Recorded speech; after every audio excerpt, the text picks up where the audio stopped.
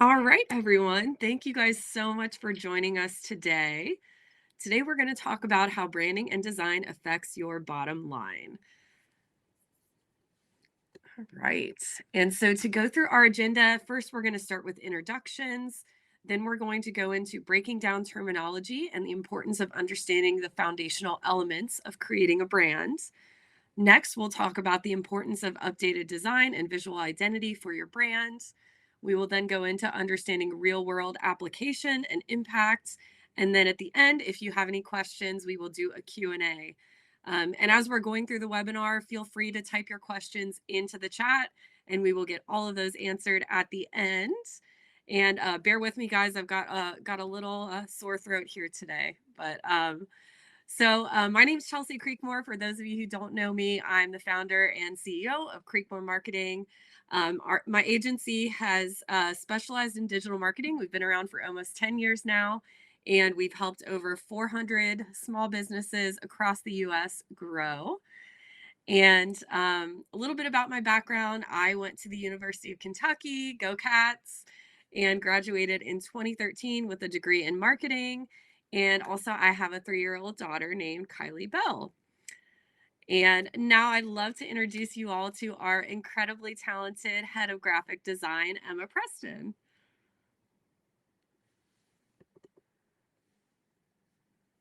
Oh, Emma, I think we're missing your sound. All right, can you hear me now? Yes.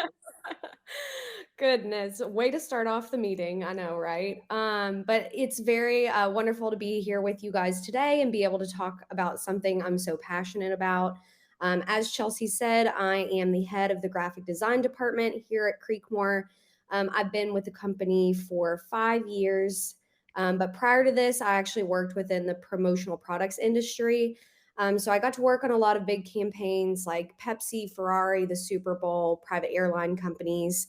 And all of this has just furthered my understanding and my appreciation for branding and graphic design in general. Like Chelsea, I was also a Wildcat. I was a 4 year D1 athlete on the women's soccer team. And my fun fact is I'm currently 8 months pregnant, expecting my first child. So it's been a fun ride so far. But without further ado, we can go ahead and really dive in to the meat and the potatoes of today's presentation. As Chelsea said, just revisiting the agenda really quickly, the first thing that we're going to be talking about is breaking down the terminology and the importance of understanding these foundational elements.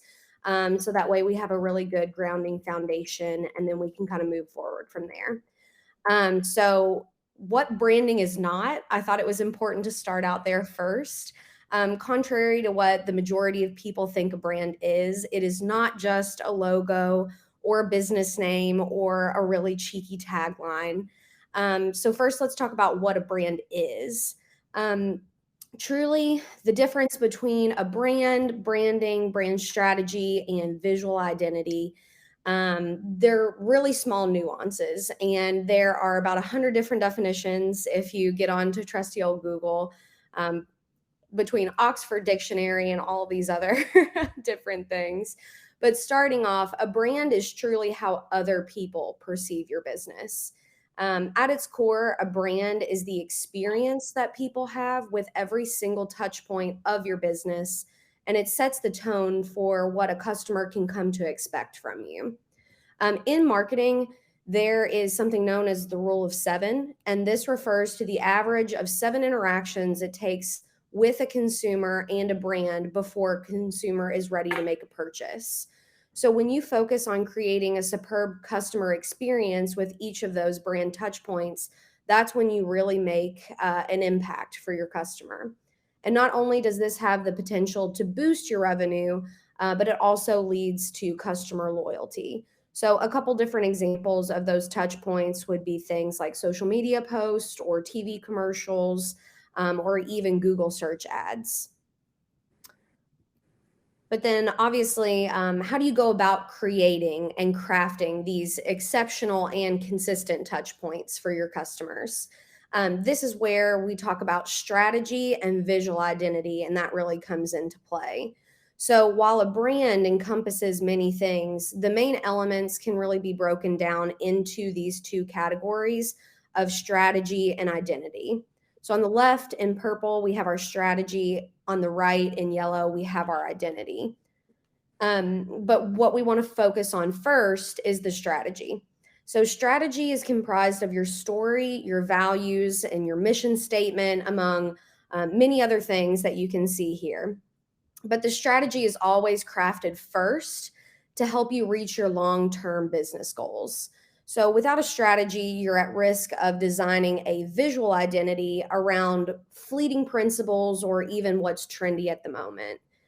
So without strategy, you're really at risk for falling into these pitfalls. This obviously causes a ripple effect. You may need more frequent changes or updates, thus causing confusion for your customers.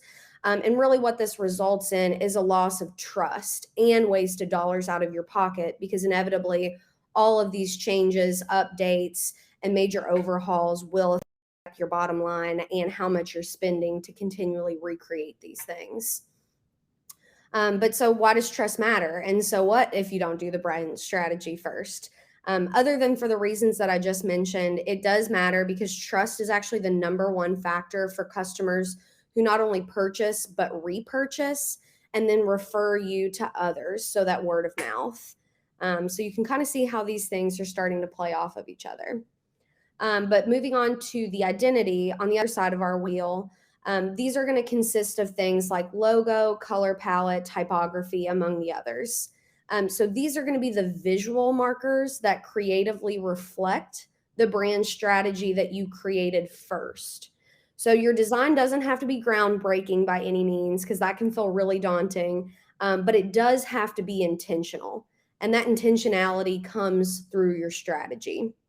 So essentially, the strategy is the cornerstone of your brand, and it influences everything you do from that point on.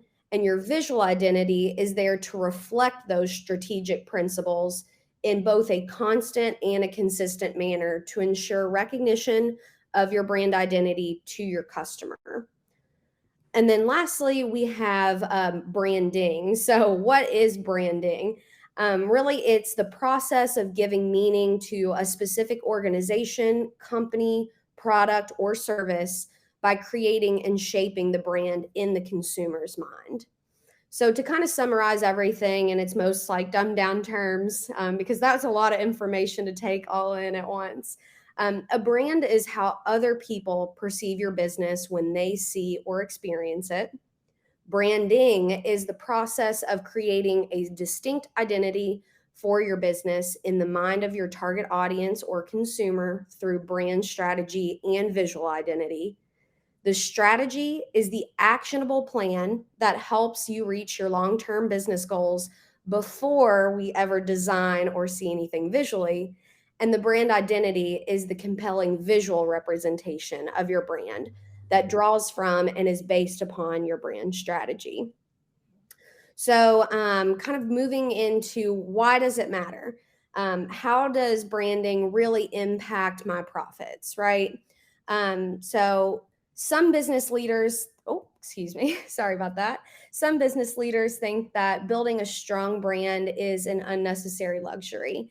It's expensive, it can be time consuming, and they believe that it's simply enough to focus on tactical marketing initiatives alone without really considering the long term about what and how brand building strategies will work for them.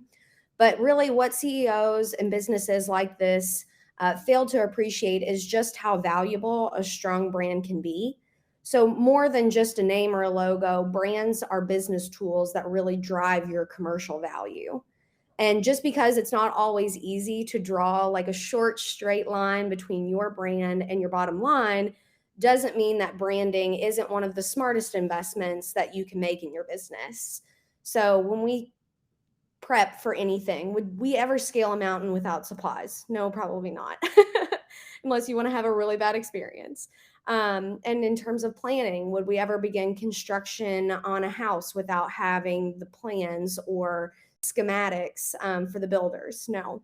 And then finally, in implementation, how would we ever know where we're going to end up if we don't ever decide from the beginning where we want to be? So, really good branding and a sound visual identity in today's market is not only a non negotiable, it's an expected given by your consumer. It's like having a college degree. It's the expected base requirement, and all employers assume you're going to have one. So, frankly, if you're missing sound branding, you're behind the ball. But don't fear, we can definitely catch up. There's no harm, no foul to ever starting a rebrand after your business has already started. It's not necessarily something that you can't fix once you already got the ball rolling. So, how does branding impact profits? I want to run through a little scenario with you guys to see how branding can affect your bottom line in kind of a fun way. So, just as we go through this, just remember or write down the either A or B option that I'm going to give you, and then we will talk about it at the end. So, in terms of impacting profits, which brand do you think out of these two depicted gets more social engagement? So, on the left, we have Liquid Death. On the right, we have Fiji Water. Which one feels more experiential? On the left, we have Dyson, and on the right, we have Hoover.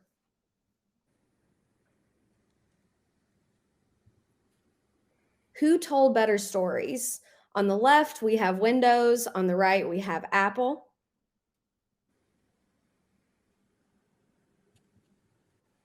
Who is more trustworthy? On the left, we have Netflix, and on the right, we have Blockbuster.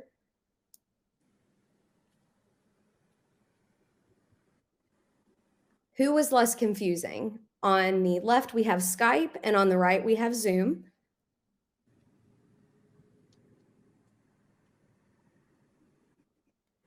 Who was more emotionally gripping? On the left, we have Bluebell ice cream, and on the right, we have Ben and Jerry's.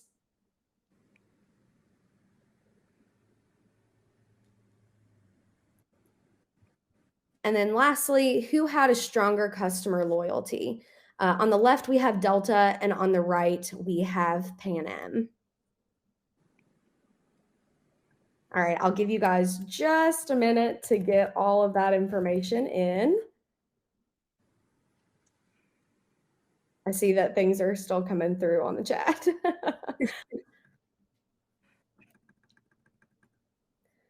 All right. All right. If everybody has their answers in, we can go through the results. So Liquid Death actually generates millions monthly through the addition of merch sales due to its value and its target market. As we all know, Dyson has blown past Hoover in revenue by owning the idea of vacuuming, making vacuuming fun, if you can call it that, plus sophisticating the idea of their brand over Hoover, which kind of preached to the choir. Apple products launched, outsold Microsoft because they told better stories that were more human centric. Netflix sales decimated Blockbuster with their For the People brand and not being expletive of late fees. I remember those. Zoom became the video conference platform by using clear messaging, while Skype remained ambiguous to its purpose. Ben & Jerry's surpassed Bluebell in revenue by being more culturally relevant and having a fun and emotional messaging.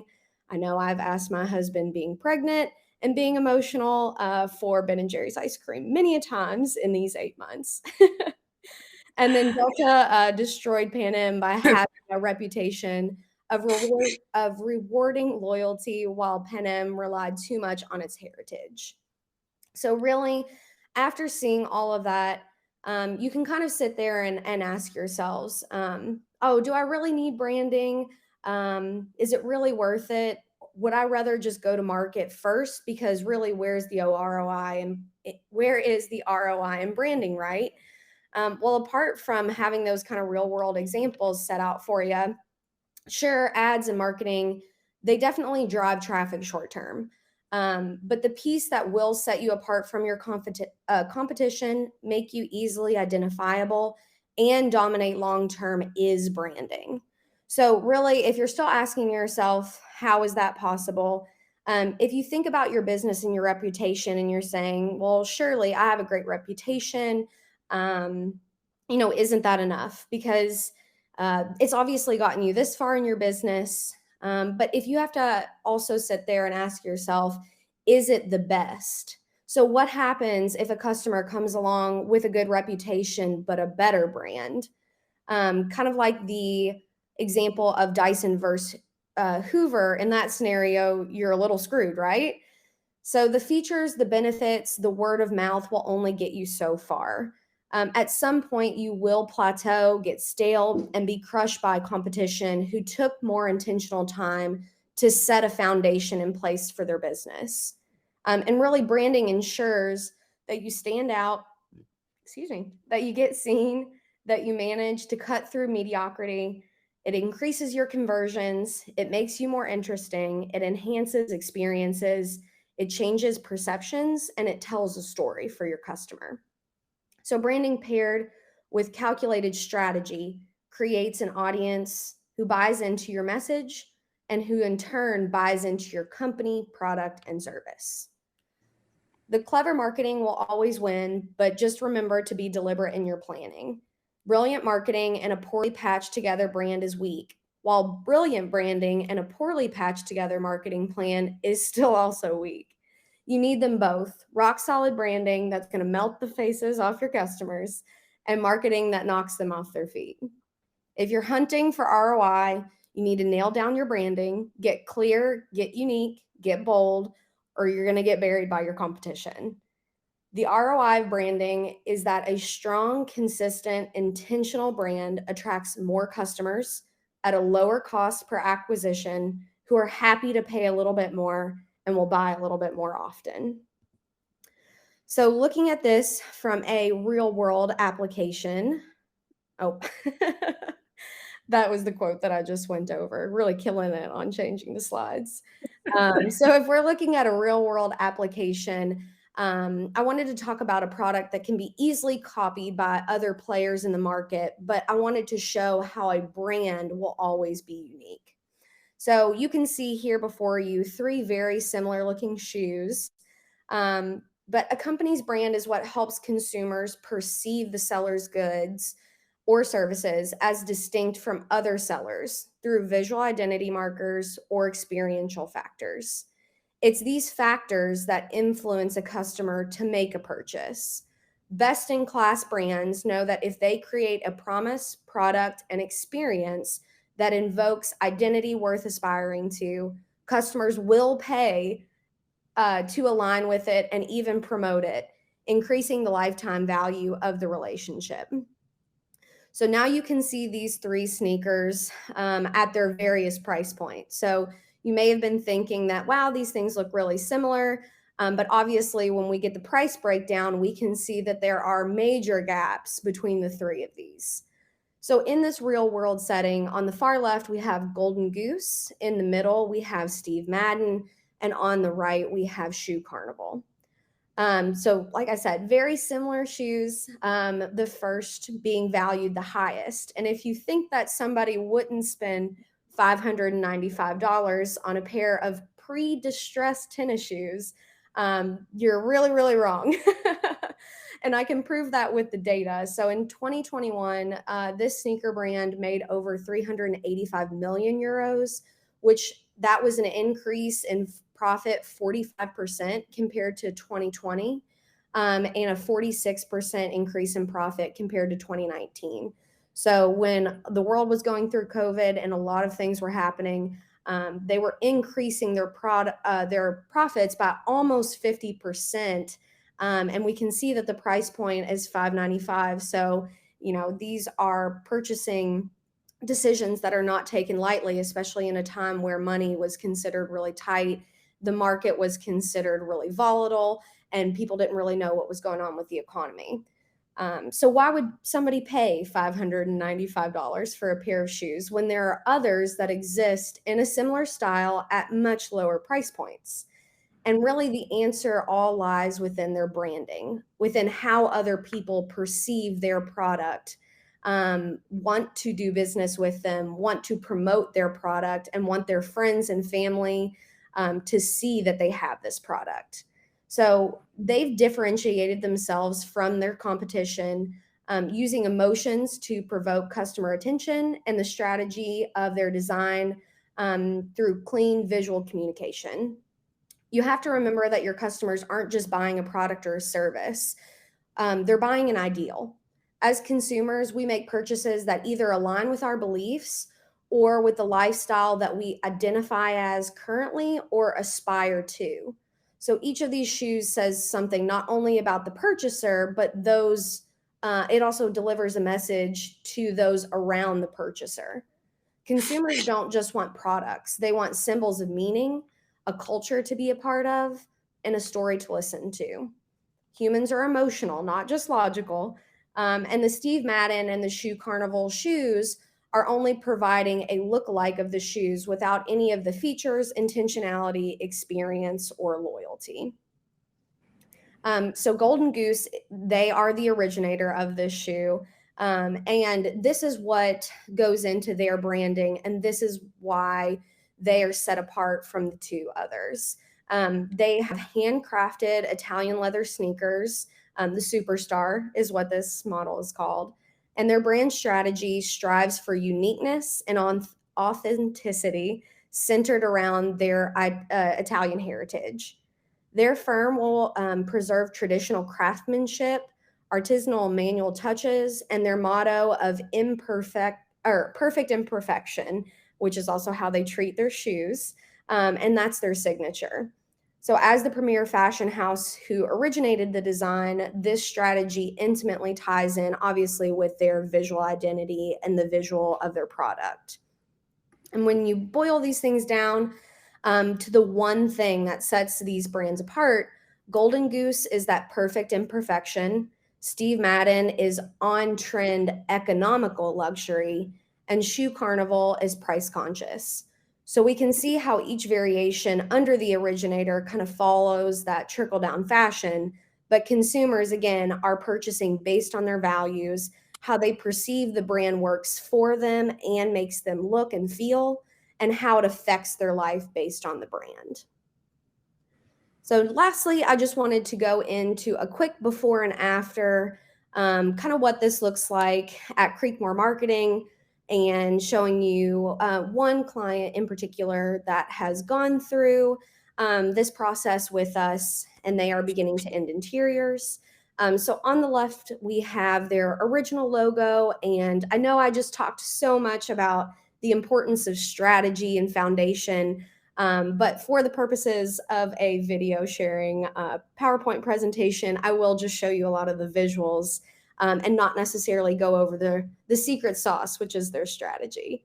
So this was their previous logo on the left, and then this is their new visual identity, beginning to end homes on the right.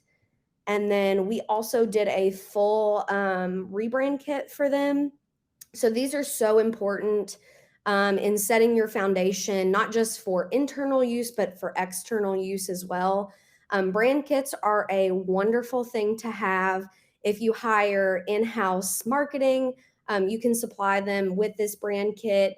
If you are doing PR and you need to send something out to a news station to make sure that they use your visual identity markers and graphics in a specific way, everyone will always have this, and it will remain consistent no matter who has their hands in creating either your social media posts or your tone of voice for your Google search ads or whatever it may be.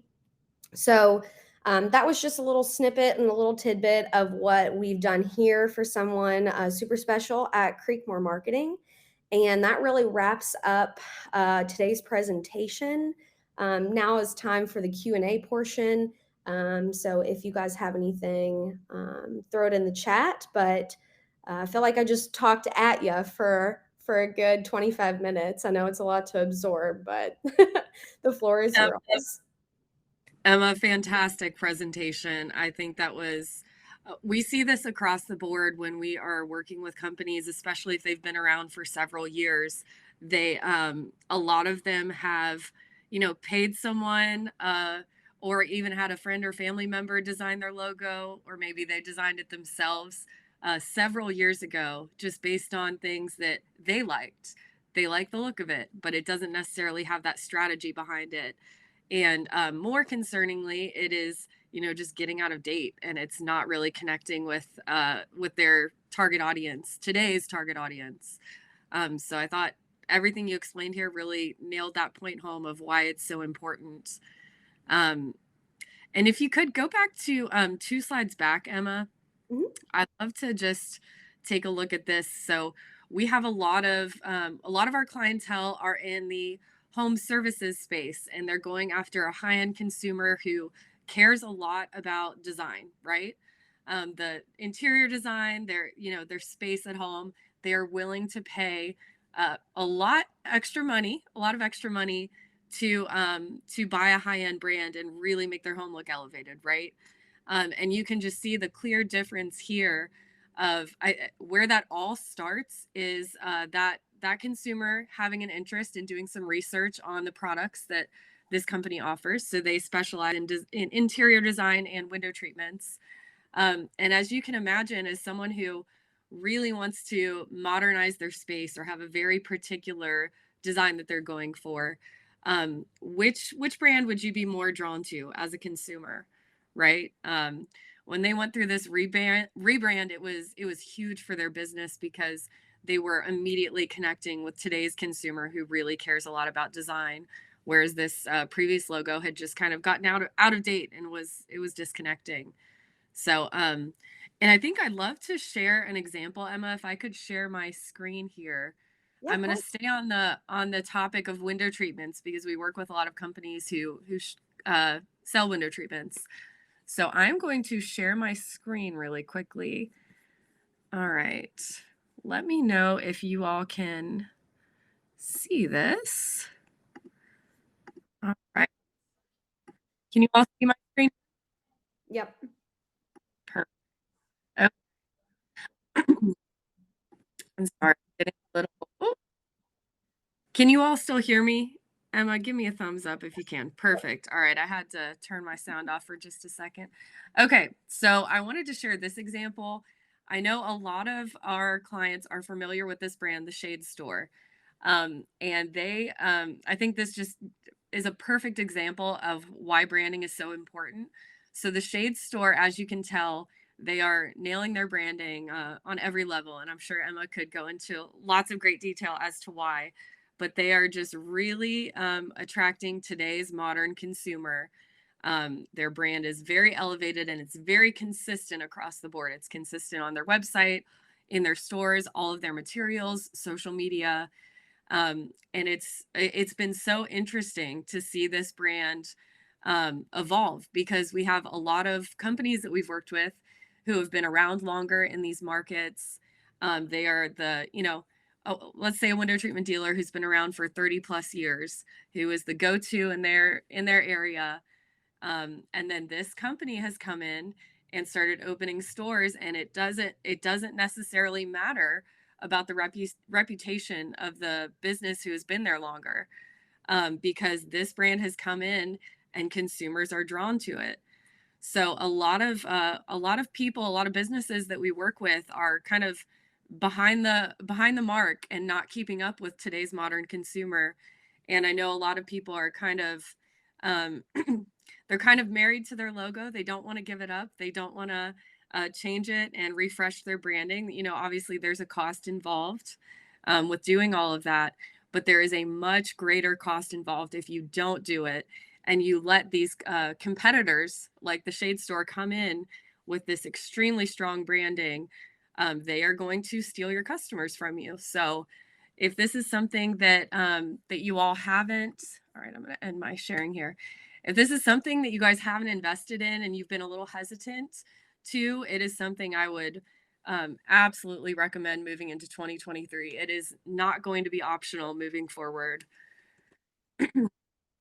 Yes, and the only thing that I'll add to that is just make sure there is that intentionality behind the new design. So, obviously, a lot of what we see and what our consumers see are those visual identities, the visual markers, like Chelsea was saying. Like our logo often makes the first impression for us if someone has never done business with us or is unfamiliar with us.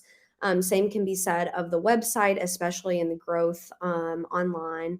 But it is so, so, so important to make sure that there is a strong foundation to why it is that your visuals look the way they do, or to why the tone of your social media post sounds the way it does. Because all of these things, it would be like meeting a person with a bunch of split personalities, and they were one way this day and they were one way the next day. It can be really confusing and really throw somebody off. They're not 100% sure how to deal with that person. And the same goes for your business. You just want to make sure that you set all of these foundational tones, and you really nail the strategy down first before moving into the visual identity, setting your brand voice, and different things like that, because you just want to be as clear and consistent to the target audience and to the consumer that you are going after as possible. So that's just the one thing I will say. Just make sure there's intentionality behind everything you do. Yeah, thank you. I For sure. oh, sorry, my voice is echoing here. You all can hear me still, right? Good to Yep. go? Perfect. Okay. So I think we had a couple of questions here. So, Emma, the first question was, how often should I review my branding? So what are your thoughts on that? So it really is going to depend case by case for your business. If you are somebody that's just starting out, this is the perfect time to go ahead and nail down things before you really hit the ground running. Obviously, it's always easier said than done in the beginning, and we can always look back and wish that we would have done that X, Y, or Z step. But that doesn't mean that if you are a business that's been around for 30 years, that it's not time to take a step back and look at where you've been and see how your strategy and your identity has gotten you thus far.